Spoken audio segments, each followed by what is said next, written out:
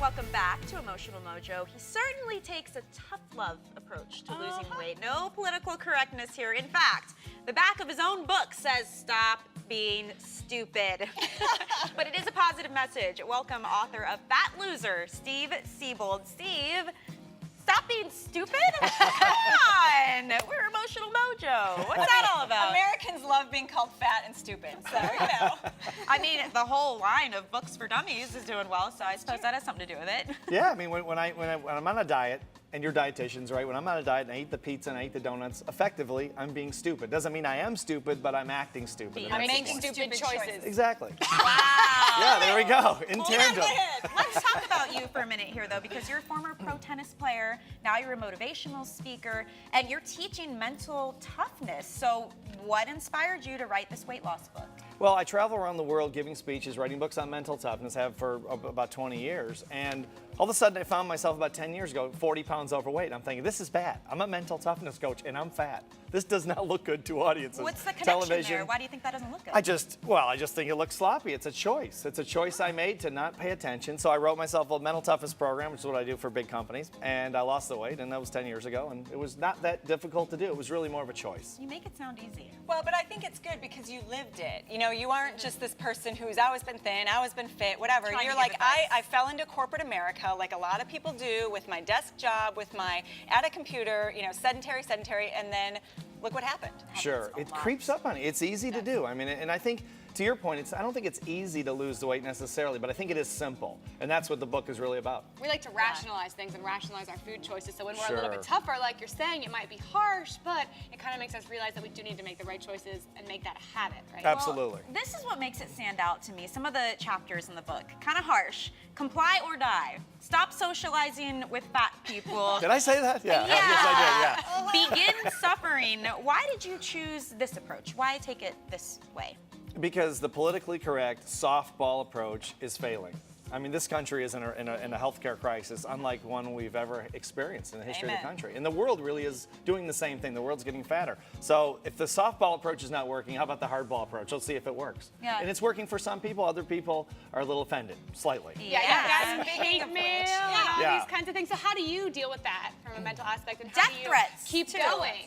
Well, I did the Today Show in New York, and I had three death threats Death right threat. afterwards. So I had to have security when I went to Why? London. What are they so angry about? Just because I'm saying it like it is, I think. And I mean, some people don't want to face objective reality. It is what it is. And we're not calling people fat. We're calling them fat losers. You lose fat, you're a fat loser. Yeah. It's a positive thing. It's like Emotional Mojo. Yeah. Right. Well, that's what we call, you know, successful losers. Right, They're exactly. people who have been successful at weight loss. So Right. what are they supposed to do? We were talking about people being fat, loser idiots.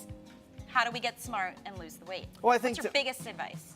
Really, it's a basic piece of advice. Like, make a decision. You've got to make a decision just like I did, just like a lot of people have lost a lot more weight than I have. Make a decision you're going to do this. Not a childish decision that says, well, I'm going to change my mind in 48 hours, but Yeah. an adult Or I'm decision. gonna try. Or I'm going to try, exactly. Yeah. Make a decision you're going to do this. You're in 100% control.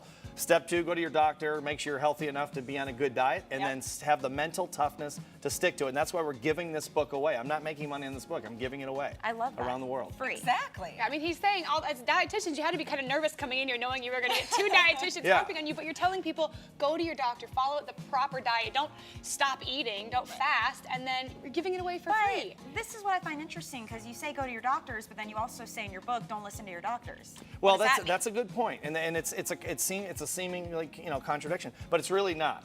Because what I mean by in the context of not listening to your doctors, when they don't mention that you're 50 pounds overweight to you during your checkup, or they just say, well, you might want to drop 2 or 3 pounds when you know you have to drop 50 or 60, Yeah. don't listen to your doctor. They're trying to protect their practice from losing patients. And that's sad. We find out more and more about the motivations behind a lot of decisions that some doctors make. It's money. I'm not gonna get too specific, but you're It's right. money. And I always say you have to be your own advocate, do your own Absolutely. research, and take control of your life. Well, and I've had so many clients who come to me and say, you know, for years I was told by my doctor, you're healthy, but you could stand to lose a few pounds. You're healthy. And all they hear is, I'm healthy. So they wait until that blood pressure gets out of control and their cholesterol gets out of control and they're a hot mess before they do something about it. Yeah. So Sure. I love the tough love approach because I think it really can snap people into realizing what they need to do. It snaps them into rage or it snaps them into action. One of the two. either one will You know, hopefully it snaps them into something. You know, Yeah, and obviously exactly. it's not for everybody. So No, if it it's snaps not. them into rage, then fine. Right. Don't read it. Right. Okay? They need Richard Simmons, who's phenomenal, by the way. Yeah. Someone like that. It was great. Yeah. It says it's mental toughness training. Can you give us an example maybe of some of the training or an exercise you scenario like you would or use it. something that you think would help? Sure. Emotional compartmentalization is something we teach to the biggest corporations in the world. Basically, it's very simple. It's not complicated. You just start compartmentalizing your emotions when it comes to making food choices and exercise choices. So you start thinking logically instead of emotionally, and you start making your decisions based on logic, not emotion. That's all it really is. But you start